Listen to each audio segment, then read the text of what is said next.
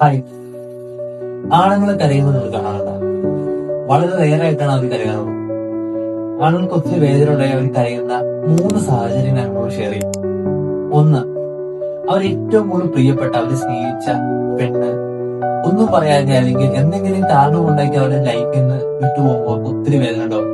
ശരീരത്തിലേക്ക് ഇങ്ങനെ കിള്ളി പറിക്കുന്ന പോലത്തെ ഫീലോട് കൂടെ ആരോടും പറയാതെ ചിലപ്പോ ഒത്തിരി വേദനയോട് കൂടെ അവർ കരയുന്നത് നിങ്ങൾ കണ്ടു വരും. രണ്ടാമത്തെ സാഹചര്യം, അവർക്ക് ഏറ്റവും പ്രിയപ്പെട്ട ആരെങ്കിലും ഭൂമിയിൽ നിന്ന് മാറ്റപ്പെട്ടു പോകുമ്പോൾ അവർക്ക് ഭയങ്കര വിഷമമായിരിക്കും. അവരൊന്നും കരയും. ഒരു അപ്പനാവോ അമ്മയാവോ ഭാര്യയാവും മക്കളാവാം ഏതെങ്കിലും നല്ല സുഹൃത്തുക്കളാവും.